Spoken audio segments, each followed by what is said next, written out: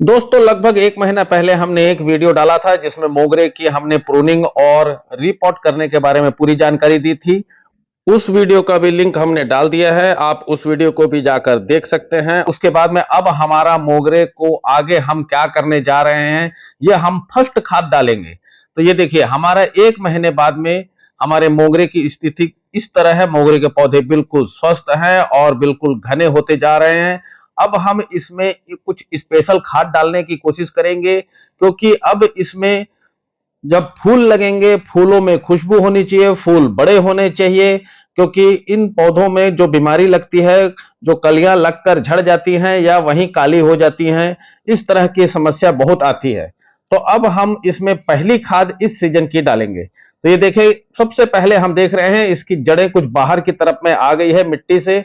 और देखिए दूसरे गमले को भी हम देख ले रहे हैं, इसकी भी जड़ें कुछ बाहर की तरफ में निकल रही हैं। बाकी हमारे 3 गमलों में, बाकी तीसरे गमले में हमारा सब ठीक ठाक है। तो जबकि इसमें हमारा लगभग 2 से 3 इंच का ही ऊपर से गैप है, तो अब हमें गमला को नीचे रख लेंगे और इसमें हम क्या करने जा रहे हैं, क्योंकि अब इसमें मिट्टी अधिक भरेंगे तो पानी के लिए जगह नहीं बचेगी। तो अब हमें जड़ें भी ढकनी है। तो इसके लिए अब हम इसमें स्पेशल खाद के साथ में मिलाकर डालने वाले हैं, वह देखते जाइए, आगे आपको पूरी जानकारी देने जा रहे हैं। तो सबसे पहले हम इनमें से किसी भी एक गमले को उठाकर स्टैंड से हम नीचे रख लेंगे, ताकि देखने में काफी सुविधा हो। देखिए इसकी जड़ें हम देख पा रहे हैं, पूरी जड़ें बाहर की तरफ में आ चुकी हैं। अब हम इसमें करने जा रहे हैं, लगभग 2 इंच के आसपास में इसकी गुड़ाई करेंगे और इसकी मिट्टी को जड़ों से दूरी बनाते हुए धीरे धीरे हम इस मिट्टी को निकालने का कोशिश करेंगे। क्योंकि जो मिट्टी है, मिट्टी को हम निकाल लेंगे और उसमें स्पेशल कुछ फर्टिलाइजर हम मिलाएंगे और उसके बाद में हम इसे भरेंगे। तो जो हम खाद इसमें डालेंगे, यह पहली खाद है इसके मोगरे के सीजन की। आप पूरे वीडियो को आखिरी तक जरूर देखिए और अगर हमारे चैनल को सब्सक्राइब नहीं किया है तो सब्सक्राइब भी करिए। तो अब हम इसमें से लगभग तीनों गमले से इस तरह से लगभग 2 इंच के आसपास जड़ों से दूरी बनाते हुए आप मिट्टी को निकाल लें। तो आप देखेंगे कि इसकी जड़ें और थोड़ी सी दिखनी शुरू हो चुकी हैं। तो बिल्कुल थोड़ा जड़ों को सावधानी बरतते हुए हमें ये सब काम करना है। इस मिट्टी में अब हम कुछ स्पेशल खाद मिलाने जा रहे हैं। तो देखिए इसमें बहुत सारी खाद मिलाई जा सकती है। ये हमने जो एक गमले की मिट्टी है हमने निकाल कर रखी है, शेष मिट्टी को हम आखिरी में ऊपर में डाल देंगे। अब हम इस मिट्टी में, ये है वर्मी कंपोस्ट, 3 गमले के हिसाब से 3 मुट्ठी के आसपास हम वर्मी कंपोस्ट इसमें डाल दें। ये है नीम की खली, 3 गमले के हिसाब से लगभग 2 चम्मच के आसपास हमने इसे डाल दिया है। और इसमें अब हम डालने जा रहे हैं सरसों की खली का चूरा। ये देखिए मस्टर्ड केक का ये पाउडर है, इसे हम डाल रहे हैं। इसका लिक्विड भी बहुत ही शानदार होता है। और उसके अलावा हम इसमें बोन मिल डाल रहे हैं। बोन मिल लगभग 2 चम्मच के आसपास हमने बोन मिल भी डाल दिया है।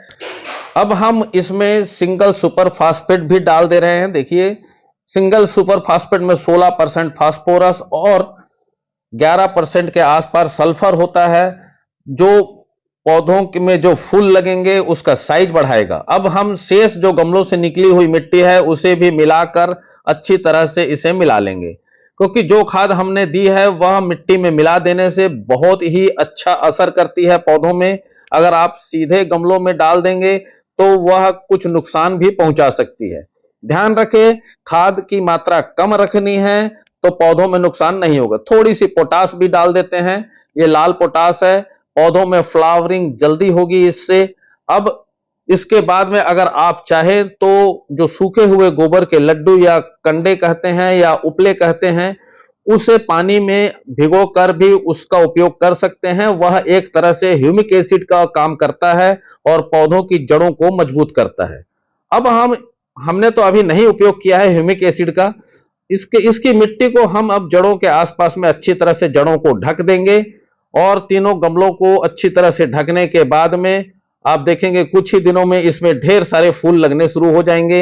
अब हमें क्या करना है, जब इसी मिट्टी चारों तरफ में गमलों में डल जाए, तीनों गमलों में आप देखेंगे अच्छी तरह से बराबर बराबर हमने बांट दिया है।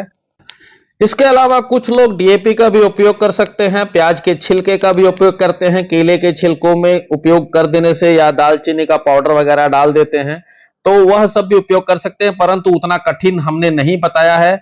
यह बहुत ही शानदार बैलेंसिंग खाद है, जिसका उपयोग करने से आपके मोगरे में ढेरों फूल लगेंगे और बड़े साइज के फूल लगेंगे और बहुत दिनों तक वह फूल बने रहेंगे, उसमें खुशबू भी बनी रहेगी।